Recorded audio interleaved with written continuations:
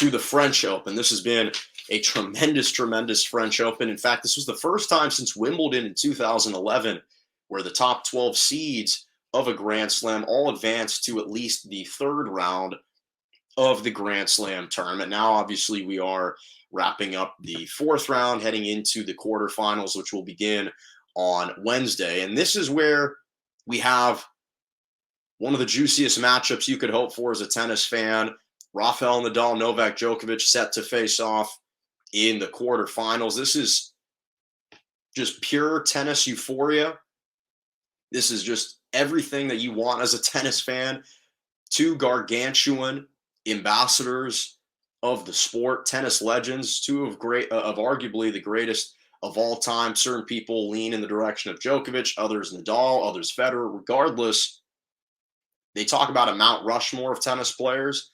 Just imagine wiping off one of the faces and just keeping three guys' faces on the Mount Rushmore, and these two are on it. Just two absolute legends, and also bitter rivals matching up in a later stage of a Grand Slam. It's everything you want. The only shame about this matchup is it's coming in the quarterfinals as opposed to the semifinals or the finals. That's what you would really want if you are a tennis fan. But needless to say, you look at the accolades from both of these two guys. Again, we don't have to go through the list every single time we talk about them, but Nadal with 21 Grand Slams, of course, Novak Djokovic with 20. Nadal set the men's record at the Australian Open. That's, of course, a tournament Djokovic couldn't play in because he is not fully vaccinated or vaccinated at all. So Nadal is in this great position here. He's obviously the king of clay. He's won this tournament at Roland Garros 13 times, and he's got this pantheon great Novak Djokovic in his path, waiting. And what's amazing about these two guys, again, is not only are they just behemoths of the sport, but they are the ultimate anchors. And again, you include Federer in this group as well. They're the ultimate anchors and torchbearers of the sport. They are the ultimate missionaries of tennis. They promote the game, they represent the game, and they play the game at an extremely consistently high level. And obviously there's always significance when these two players are facing off.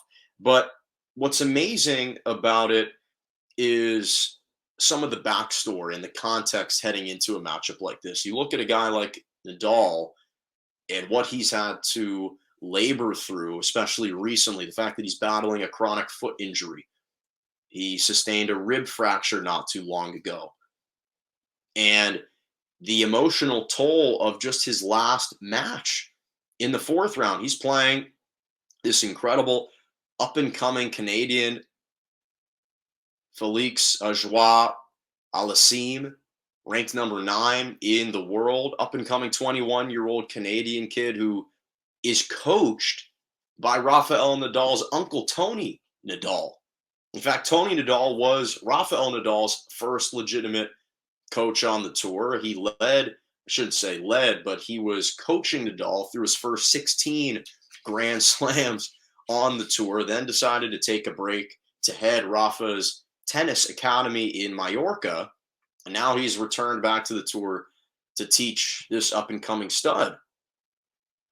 And so you've got that context just surrounding and engulfing Rafael Nadal heading into a matchup like this. And now, obviously, Nadal is coached by former world number 1 Carlos Moya.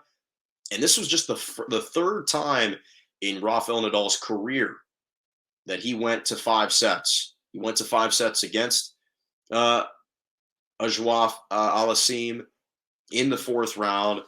And what was amazing was the night before that fourth round matchup, he actually was watching the Champions League final between his beloved Real Madrid and Liverpool. And he didn't return to his hotel until after midnight, the night before he's supposed to play a fourth round match at Roland Garros, which ultimately lasted 4.5 hours. So it's some incredible context.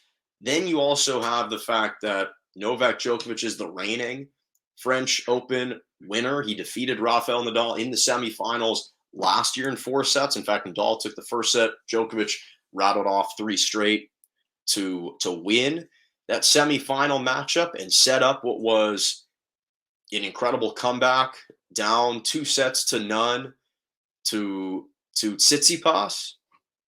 So it was just a wild and bizarre tournament. And obviously last year Nadal was dealing with that chronic foot injury, and I think that his matchup against Djokovic actually exacerbated it and derailed him the rest of the season. It sidelined him for the rest of the season.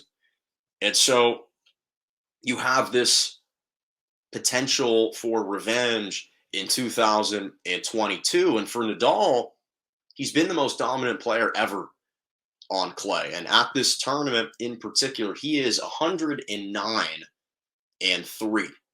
That's his record at the French Open. 109 wins and 3 losses at Roland Garros. 2 of the 3 losses have come against Novak Djokovic. The 2 seasons that Novak Djokovic won the French Open, 2016 and 2021. So this is going to be their 59th meeting, which is more than any other 2 men have faced off against each other in tennis's professional sports era. In the era of the sport, no 2 men have ever faced off more than Rafael Nadal, Novak Djokovic.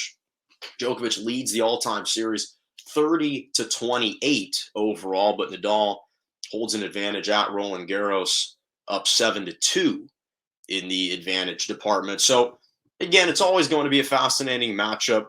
These 2 teams are, I keep saying teams, these camps, I guess, if you want to think about it in teams terms, but individuals are just the ultimate champions of the sport. And I like the fact that both of them have a couple days to rest and to gear up. Obviously, Nadal has endured a much more grueling route to get to this point, a lot more taxing. Djokovic hasn't been on the court nearly as long as Nadal has during this run, but sets up what should be just a fantastic matchup.